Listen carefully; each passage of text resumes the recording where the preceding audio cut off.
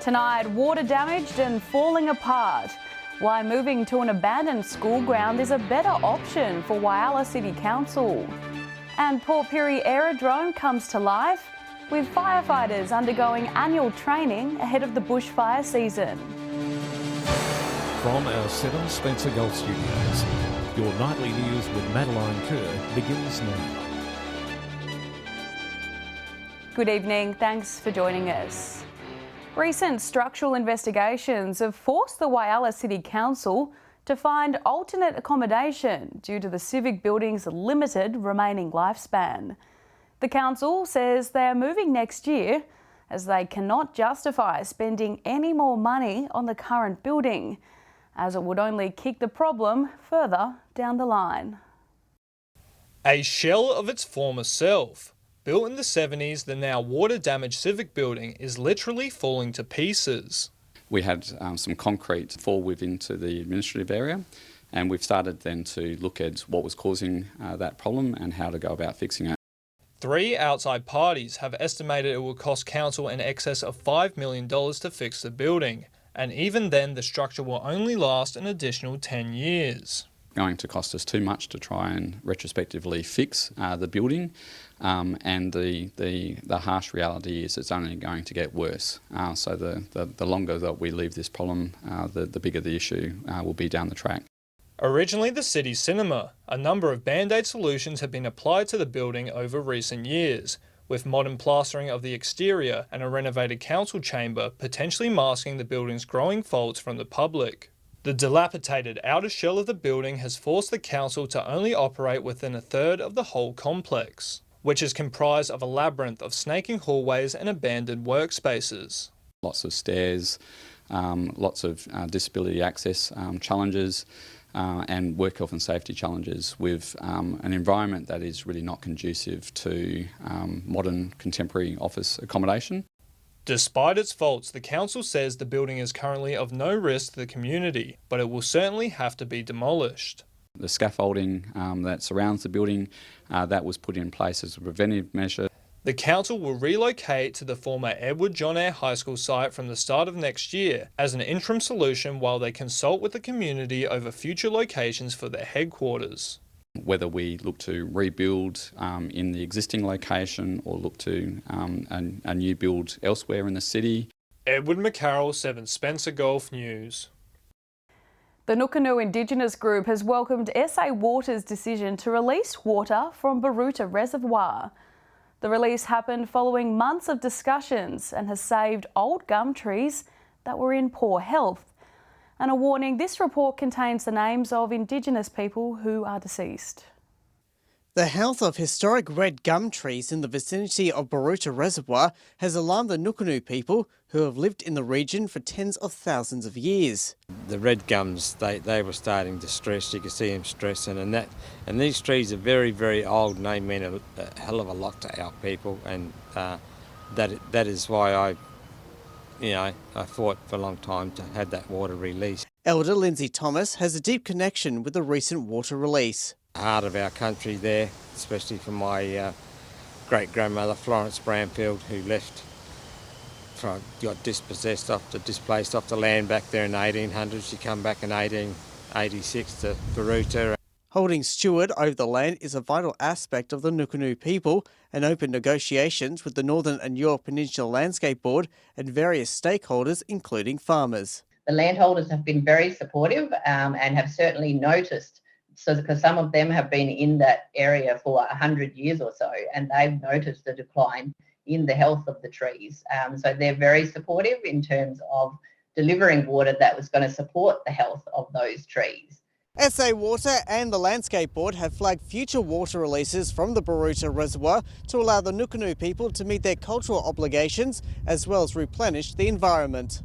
Daniel Pizarro, 7 Spencer Golf News. Some promising news for farmers across the border in Broken Hill and beyond, with the New South Wales government fast-tracking mRNA vaccines for both foot and mouth and lumpy skin disease. The world-first vaccine is set to be created in partnership with US biotechnology company Teba Biotech. The deal is an important step towards securing the future of Australia's livestock industry, which is valued at $28.7 billion. Agriculture Minister Dougal Saunders has dubbed the deal a game changer, saying current foot and mouth disease vaccines use the virus itself, but this one will be fully synthetic, meaning it won't have the same risks as traditionally derived vaccines. The pilot program is part of a $65 million investment to prepare for and prevent exotic animal diseases entering the country. There's just under 2 weeks remaining for Broken Hill residents to use their Stay and Parents New South Wales vouchers. The state government issued tokens helping support accommodation providers across the region who were impacted by COVID.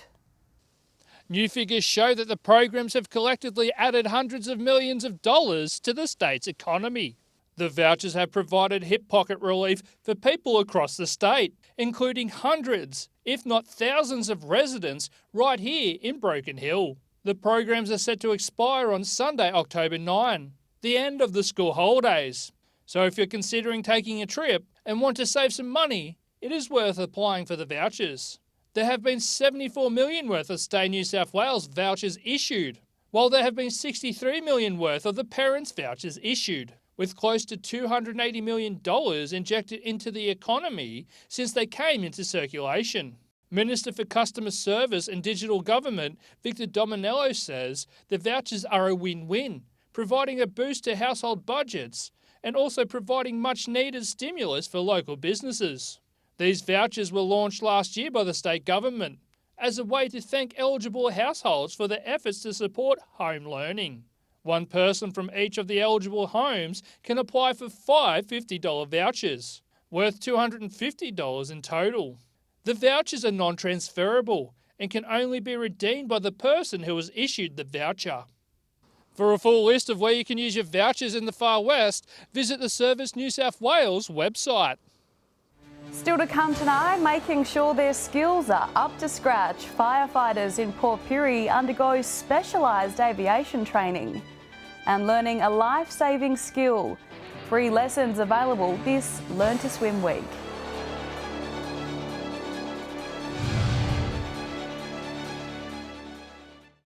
Welcome back to 7 Spencer Gulf News. Amid a spike in COVID cases in Port Augusta, Indigenous Senator Lydia Thorpe has issued an urgent call for First Nations people to get the jab. We need to keep our old people safe and we need to keep our young people safe. And I urge you all to go and be vaccinated, go and seek that advice from the Aboriginal Health Service and, get your vaccination as soon as possible. Keep Nan safe, we say. There are especially concerns for the elders in the Port Augusta area, where Aboriginal people make up over 20% of the population. The SA Country Fire Service has been busy over Port Pirie over the past few days, conducting training exercises ahead of the bushfire season. Locals can rest assured there's no cause for concern while the fireys hone their skills. Firefighting aircrafts take to the skies in Port Pirie and surrounds. Every year we run our aircrew through an annual aircrew skills maintenance program, which means we get our air attack supervisors, our air observers and our ground crew all together for the week. A rare opportunity for the whole team to come together to ensure their skills and knowledge are up to standard as the bushfire season approaches. Yeah, so where there's a real bushfire, being able to warn the community in a timely manner is critical for them to be able to make decisions and enact their bushfire action plans. And everyone has an important role to play to ensure it all runs smoothly. To make sure that we've got good communication with them to make sure where they are and what they're doing, so if anything else happens up in the air, that we're also aware when we're back on the ground as well. CFS members say they feel much more confident and prepared now and would know what to do if faced with a bushfire. Having this training has put everything I've learned last week with the theory side and putting it all together. I feel so much at ease. The Port Pirie Aerodrome has been put to good use this week, and the public are encouraged to visit the on-site museum by phoning the Arts and Tourism Centre. To learn about steps you can take to be bushfire ready, visit the CFS website. Annabelle Francis, 7 Spencer Golf News. Learning to swim is an important life skill, especially when you live in South Australia. From September 23 to October 1, it's Learn to Swim Week, a national water safety program highlighting the importance of teaching kids under 5 the life-saving skill of swimming. With drowning being the #1 cause of accidental deaths in children, there's no better time to start. Contact your local swim centre today and redeem your free lesson. Stay with us after the break. While the fireys in Port Pirie train, the Broken Hill Brigade is hiring, and the local art association showcasing their concern for the environment through printing, pastels and needle felting.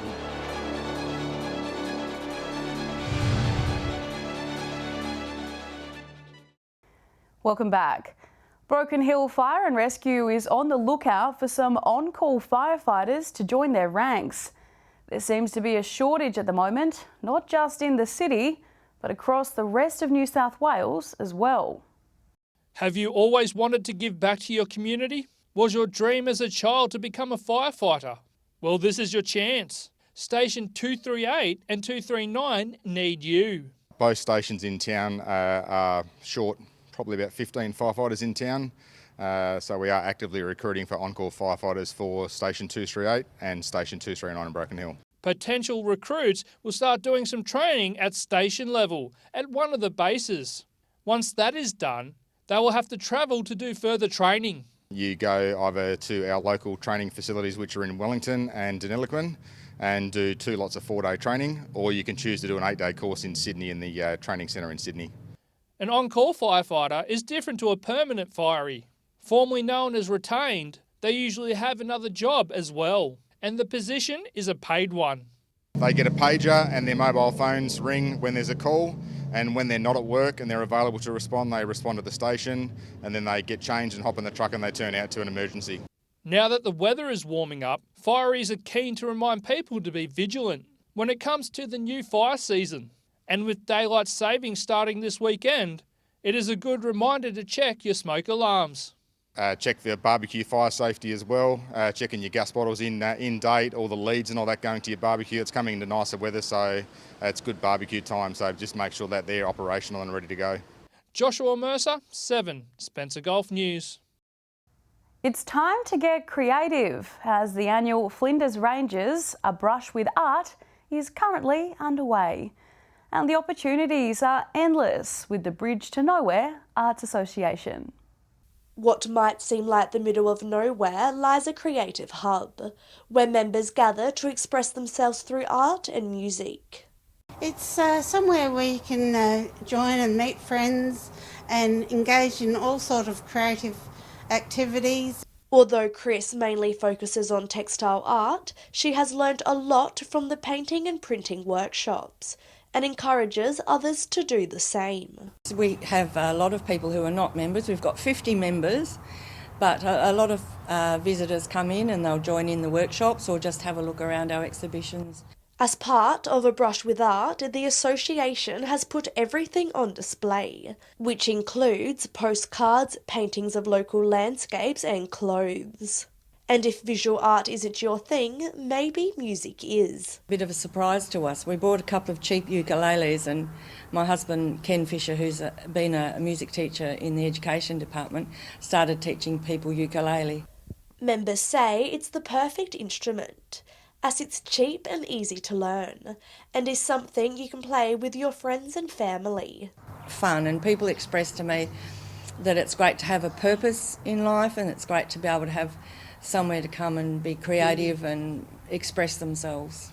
What was once known as a bridge to nowhere is Arts Now Here, as they now have a place to call home. To keep up to date with future workshops and classes, visit Arts Now Here on Facebook. Annabelle Francis, 7 Spencer Golf News. Stay with us after the break. Fill up while you can. Just a few hours left of the Cut to the Fuel exercise. And we'll have the Spencer Golf weather details with our presenter, Alex Sykes.